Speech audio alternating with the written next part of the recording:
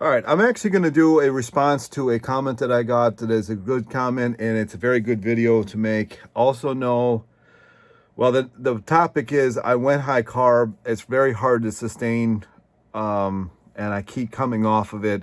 I keep falling off the bandwagon or whatever you want to call it. And I'm going to give some reasons why that would happen.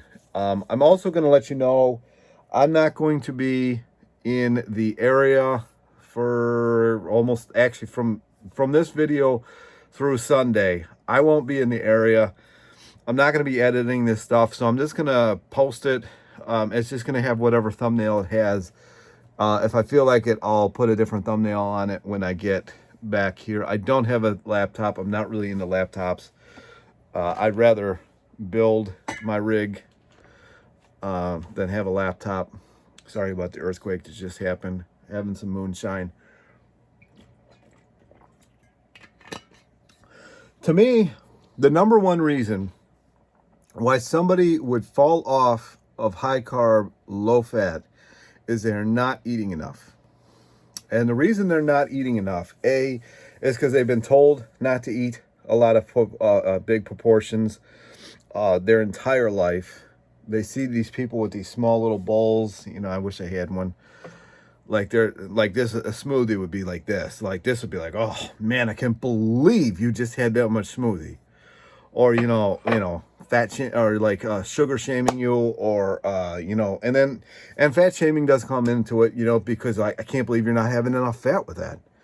It's like, I know Durian Ryder talks about this, but it makes sense, and I've actually brought this up with other people who drink nothing but tea or coffee.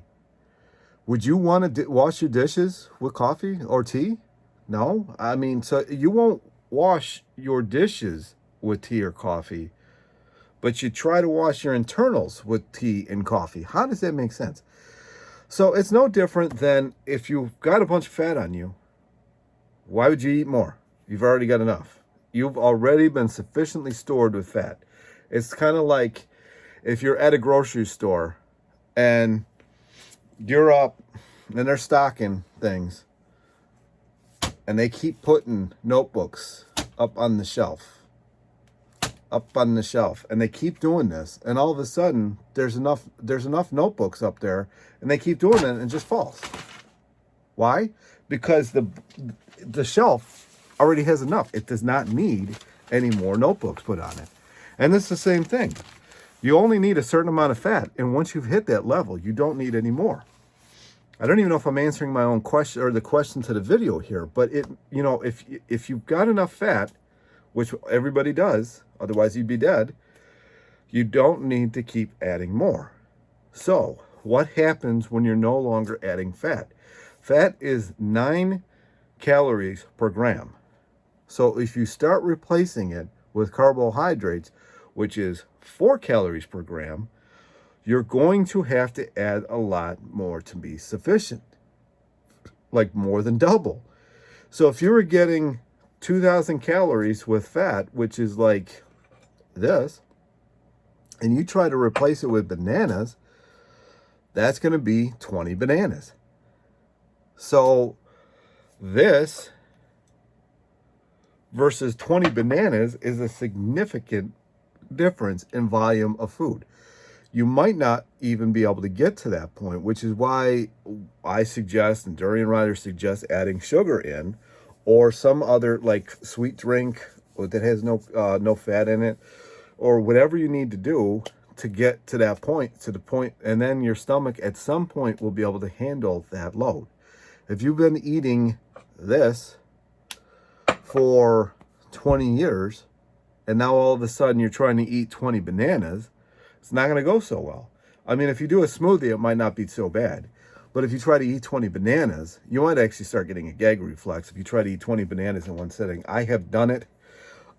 It was only because I was on a bike ride, and it's all I had. So I'm here forking these things down as fast as I possibly can. It was hot. That was a crazy day. And I didn't want them in my bag anymore because bananas bruise really easily. So I was forking them down. Yeah, I had a little bit of a gag reflex, but I was so happy that I did it because, man, my ride was so much better after I did. It's another thing. If you're doing a lot of cardiovascular activities, you are going to notice a huge spike in the amount of carbohydrates that you're going to need to actually be able to perform sufficiently. So just keep this in mind. It's going to be a huge volume. Like I got that whole case over here of bananas. I've got it down here. I've got it on a chair. Another thing, if you buy bananas and they're not ripe, split them all apart. If they're in bunches, they ripen a lot slower than if you just split every one individually apart. They ripen so much faster, and keep them in plastic.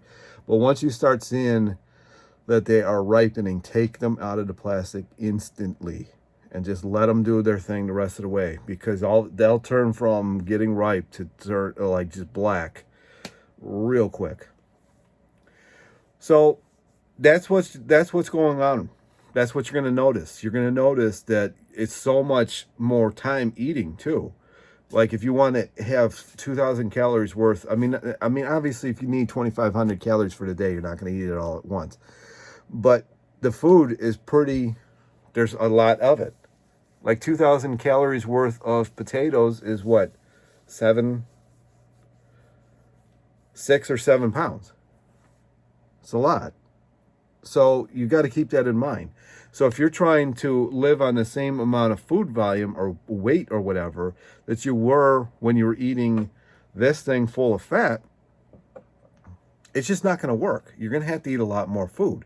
And if you don't eat a lot more food, you are going to fail, because you're always going to be tired. You're always going to be tired. So, and when you are doing this, when you first start doing this, you might not lose weight initially. You might not lose weight for a little while.